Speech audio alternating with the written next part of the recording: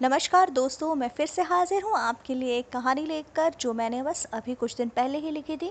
तो चलिए कहानी को शुरू करते हैं। कहानी का शीर्षक है ननंद जी, आपका भाई मेरा पति भी है। आशीष का तबादला नागपुर से मुंबई हो गया। आशीष की माँ बहुत खुश थी क्योंकि उनकी बड़ी बेटी मुंबई में रहती थी। आशीष की पत्नी को भी लगा चलो अच्छा है, सब एक ही शहर में रहेंगे। आशीष अपनी पत्नी और अपने छोटे बच्चे को लेकर मुंबई शिफ्ट हो गया। बड़ी दीदी सुजाता ने अपने घर के पास ही एक फ्लैट उन्हें दिखाया था। सभी को वो फ्लैट बहुत अच्छा लगा और किराए से उन्होंने उस घर को ले लिया। आशीष की पत्नी आभा को लगा दीदी पास ही रहती है तो बहुत मदद मिलेगी नए शहर में। सारा सामान पहले ट्रांसपोर्ट से भिजवा दिया और अगली सुबह चारों मुंबई आ गए। आते ही आशीष की माँ ने कहा, आभा चलो जल्दी जल्दी घर जमा लो, फिर सुजाता और जमाई जी आएंगे, साथ खाना खाएंगे। आभा अभी लंबे सफ़र की थकान दूर भी नहीं कर पाई थी कि घर जमाने में लग गई। आशीष ने आभा से कहा, आभा मैं बाहर से खाना ले आता हूँ, आज तो कुछ बन ना पाएगा घर में। 2,000 रुपये का खाना लेकर आशीष घर आया। तब तक सुजाता अपने पति और बच्चों के साथ आशीष के घर आ चुकी थी। आभा ने जैसे तैसे प्लेट लगाई, सभी ने खाना खाया और खाते ही निकलने लगे, ये कहकर कि अगले दिन बच्चों की स्कूल है, जल्दी उठना है।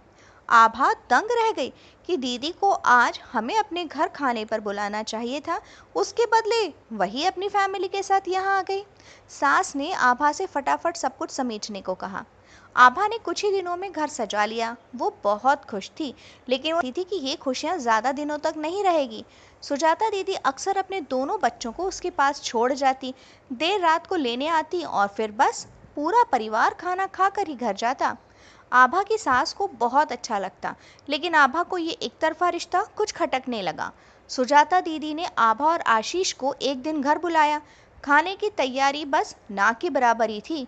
वहां जाकर भी आभा को ही सब कुछ करना पड़ा। आशीष दीदी की इन बातों को समझ नहीं पाया। आभा ने एक दो बार बात की, लेकिन सब व्यर्थ। कोविड-19 के चलते सभी अपने अपने घरों में बंद हो गए। सास ने आशीष को कहा कि दीदी और उनके परिवार को यहीं बुला लो। आशीष भोला भाला मान गया। आभा परेशान थी कि यदि दीदी अपने परिवार के साथ यहाँ आ गई तो बहुत तकलीफ होगी। सुजाता सारा सामान बांधकर तैयार ही थी कि तब उसे पता चला कि आशीष की सोसाइटी में केस आ गया, तो सुजाता ने जाना कैंसिल कर दिया।